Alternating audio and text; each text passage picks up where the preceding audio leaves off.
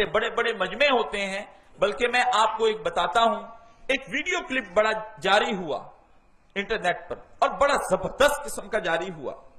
میں حیران ہوا اس کو دیکھنے کے بعد.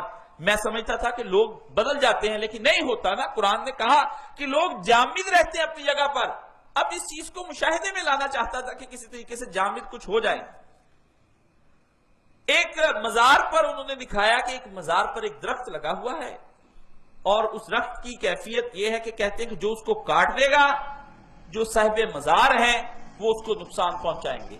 اس پر دو مختلف فرقوں کا آپس میں تنازع ہو گیا. ایک فرقے نے کہا ہم آتے ہیں، ہم کاٹتے ہیں. دوسرے نے کہا آؤ ہم تمہیں کاٹنے کی دعوت دیتے ہیں. شاید اس سے پہلے وہاں پر یہی ہوتا ہو، کیونکہ جنات کی حرکتیں کرتے ہیں. پیارے پیغمبر صلی اللہ علیہ وآلہ وسلم نے حضرت خالد بن ولید کو جب بھجوایا نا، کہا عزا کا جو ہے وہاں پر مندر بنا ہوا اور اس کا بت بنا ہوا ہے، تو ذرا جا کے اس کو گرا دو، اور تمہیں وہاں پر ایک عورت نظر آئے گی تو اس کی گردن اتار دینا. پیارے پیغمبر صلی اللہ علیہ وسلم کی دعا تھی، وہ گئے وہاں پر.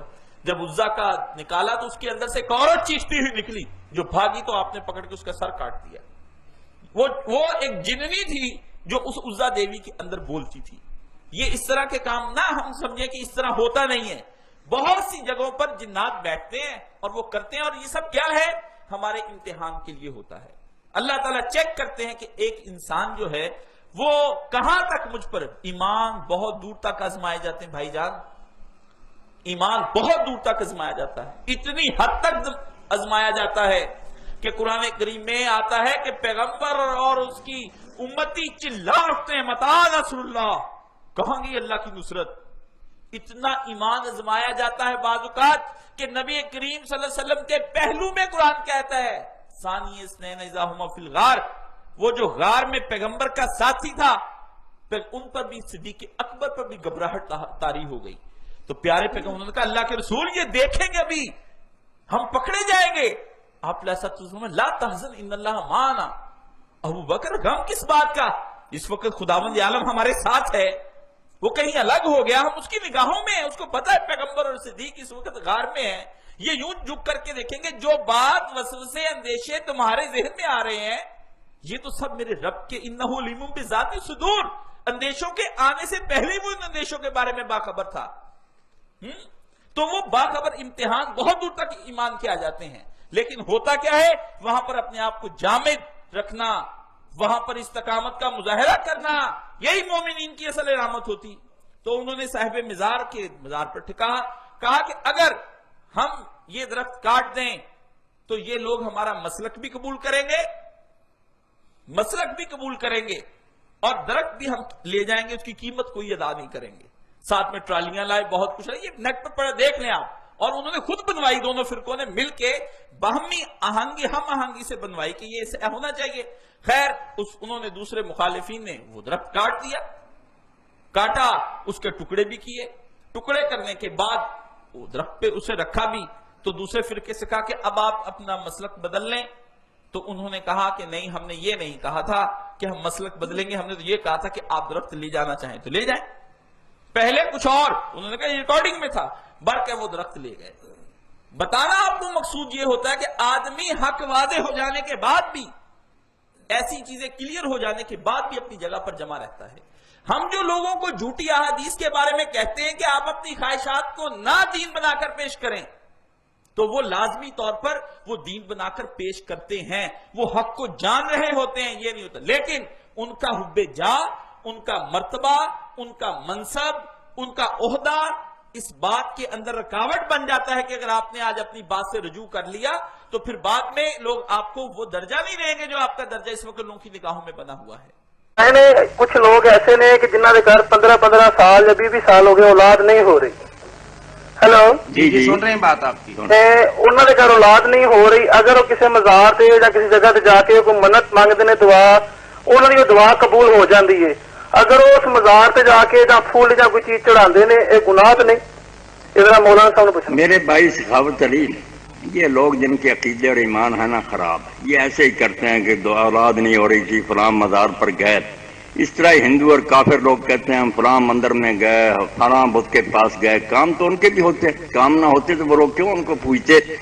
اللہ نے جب قرآن مجید میں کہہ دیا نہ کوئی دربار دیتا نہ بت دیتا، انا لنوفہم نصیبہم غیر منقوص، جس کا جو حصہ میں نے لکھ دیا وہ پورا دیتا ہوں دنیا میں، خواہ وہ مومن ہو یا کافر، مجھے مانے یا بتوں کو مانے، جو اس کے نصیب میں ملے گا۔ اگر نہیں قسمت میں اللہ کو ماننے والے کو بھی اللہ آزمائش کے لیے خالی رکھے گا تو دیتا کوئی نہیں، نہ کہیں سے کچھ ملتا۔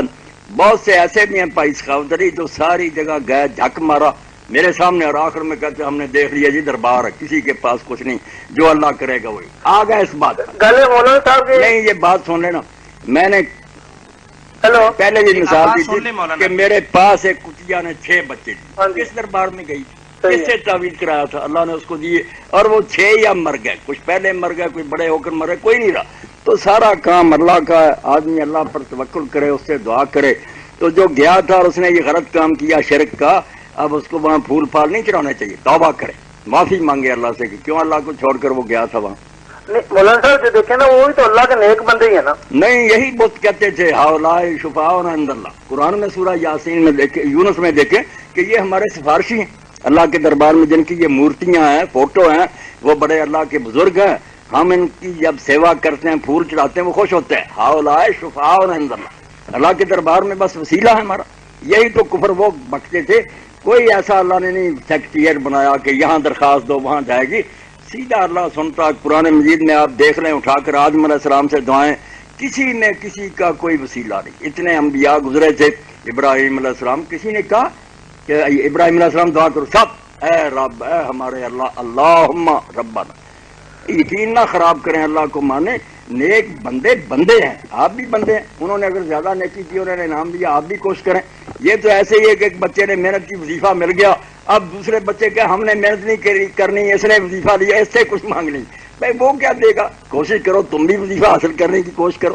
نیکوں کا صرف یہ ہے کہ آدمی ان کو دیکھ کر ان کی پیروی کی کوشش کرے کہ انہوں نے نیک کام کیے، نا ہم بھی کوشش کریں۔ وہ مثال ہے، نمونہ ہے، اللہ نہیں ہے، نہ اللہ نے ان کو دے دیا کہ جہان کے اب میں نے چھوڑ دیا، میں ریٹائر ہو گیا، تم چلاؤ، ایسا نہیں۔ اللہ نے خود ہی دنیا بنائی، الا لہ الخلق والامر، اسی نے اپنا مولانا صاحب اگر بندہ اپنا دیکھ کے پرکھ کے کوئی اللہ کا نیک بندہ نظر آتا ہے، پھر وہ کو جانا چاہیے کہ نہیں جانا چاہیے؟ نہیں، وہ نیک آدمی اگر آتا ہے، نیک کا بھی اول تو زندہ آدمی ہو۔ سخاوت بھائی، پہلے تو یہ بھی بات صرف ہمارا حسن ظن ہے، آپ سمجھتے ہیں کہ یہ نیک آدمی ہے، اللہ کو پتا کہ وہ اندر سے کیسا گندا ہے، منافق ہے، بے ایمان ہے۔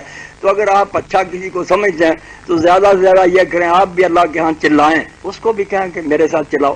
یہ آپ ہر مسلمان کو کہہ سکتے ہیں، اس کے لیے کوئی خاص بندے نہیں، سب مسلمانوں سے مسجدوں میں آپ کہہ میرے لیے دعا کرے، اللہ مجھے اولاد دے۔ بہت شکریہ مولانا صاحب، اللہ آپ کو تندرستی دے، اللہ